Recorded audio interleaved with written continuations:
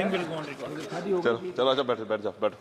आप इन सब बातों में ध्यान, धन्यवाद, बहुत बहुत धन्यवाद आपको। धन्यवाद सभापति महोदय।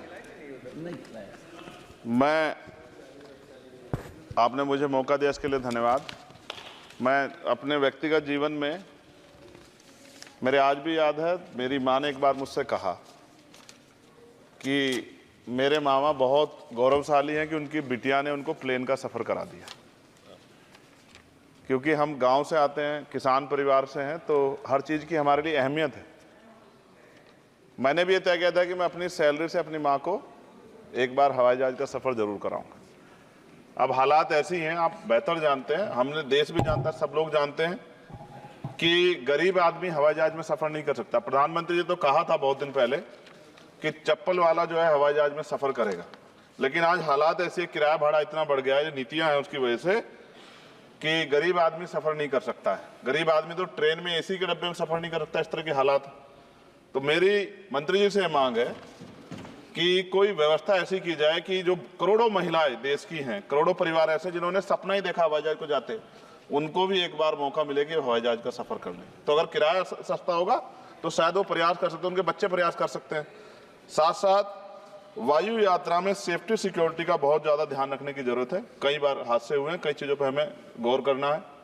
साथ साथ ज़्यादातर एयरपोर्ट जो है वो प्राइवेट हो गए, और प्राइवेट होने की वजह से कर्मचारियों का शोषण होता है। कर्मचारियों की, क्योंकि हमारे यहाँ बेरोजगारी बहुत है, तो कर्मचारियों को वहाँ काम करने में जो सैलरी मिलती है उसमें एक बार का टिकट भी नहीं आता कई जगह पे।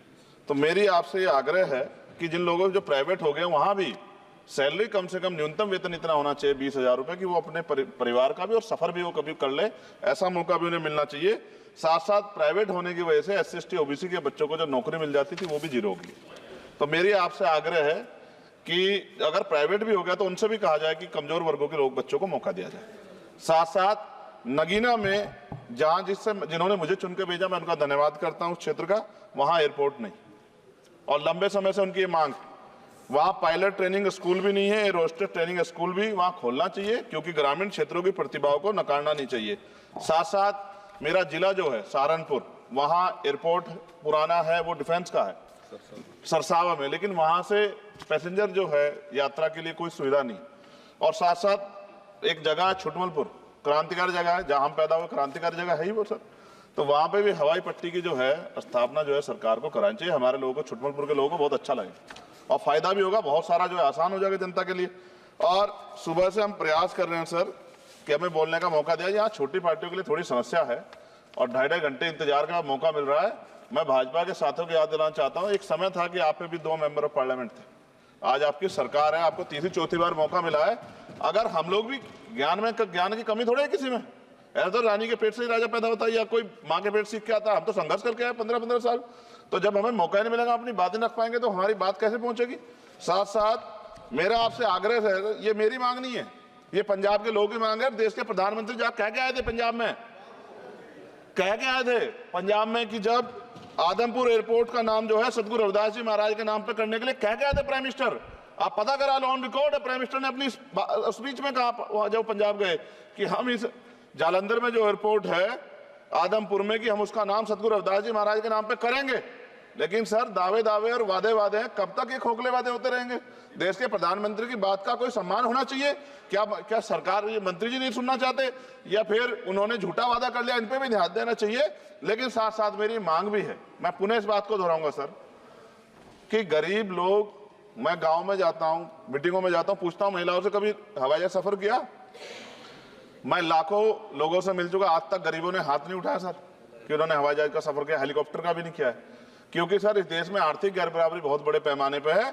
गरीब पैदा होता है, मर जाता, ना अच्छा इलाज मिलता, ना सुविधाएं मिलती, बस उसका जीवन है कि वो पैदा हो गया, ऐसा लगता है मजबूरी में पैदा हो गया, उसको पैदा ही नहीं होना चाहिए था। इस देश में कमजोर वर्गों के लोगों का भी सम्मान होना चाहिए, उनको अवसर मिलना चाहिए। सरकार की योजनाओं में गरीबों की हिस्सेदारी होनी चाहिए, इस बात का ध्यान जो है सरकार को रखना चाहिए। और अगर सरकार नहीं रखती है तो वो सरकार सर गरीबों की नहीं हो सकती है। नौजवान जो है मंत्री सरकार ने दिए हैं, और मुझे उम्मीद है कि एक नौजवान दूसरे नौजवान के दर्द को और गरीबों के दर्द को और ग्रामीण क्षेत्रों के दर्द को समझेगा। और मुझे भरोसा है आपके ऊपर, आपकी शैली के ऊपर, क्योंकि पिछली बार भी विषय उठा था। हम जाते हैं सब लोग कि आप इस बात को इस बार सफल करने में कामयाब हो जाएंगे। मेरी मंगल कामनाएं भी है कि कोई गरीब परिवार आपको प्रार्थना करे, दुआएं करे कि आपने उनको ये मौका दिया। वरना आदमी पैदा होता है भारत में और गरीबी में मर जा, हजारों साल चला। अब भी आजादी के 75 साल बाद भी अगर ये नहीं हो पा रहा है तो इस पे हमें गौर करना चाहिए कि क्यों नहीं हो पा रहा। कई सीनियर साथी हमारे यहाँ हैं, मैंने उनको प्लेन चलाते हुए देखा, मेंबर ऑफ पार्लियामेंट होते भी। मेरा विश्वास है कि अगर इधर से भी और इधर से भी सब लोग जनता के विषय में सोचेंगे तो जनता की जिंदगी आसान होगी, जो कि अभी नजर नहीं आती। और मैं फिर आपसे आग्रह करूंगा, आप चेक कराइए, SC ST OBC के बच्चों को वैसे ही नौकरी नहीं मिल रही है, और जब ये पूरा सेक्टर प्राइवेट हो जाएगा तो क्या रिजर्वेशन करेंगे हम लोग? क्या फायदा रिजर्वेशन का जब SC ST OBC के बच्चों क्या रिजर्वेशन का फायदा? गाली तो खाते हैं इस नाम पे, लेकिन रिजर्वेशन ही कहां मिलेगा जब सब प्राइवेट हो जाए? प्राइवेट वाले कहां दे रहे हैं? तो उनको कहिए कि प्राइवेट सेक्टर में मैं विधेयक लेके आया, निजी विधेयक, कि प्राइवेट सेक्टर में SC ST OBC के बच्चों को मौका मिलना चाहिए।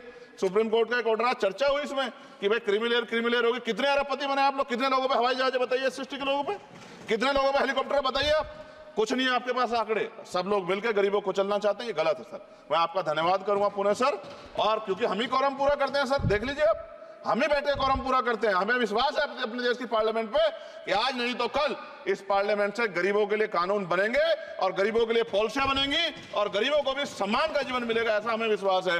मैं आपका धन्यवाद करता हूं और मुझे उम्मीद है नौजवान हमारे मंत्री से कि वो गरीबों की बात को सुनेंगे और हम लोगों की पीड़ा को समझेंगे और हमारे क्षेत्रों में काम कराने का। धन्यवाद। श्री रविंद्र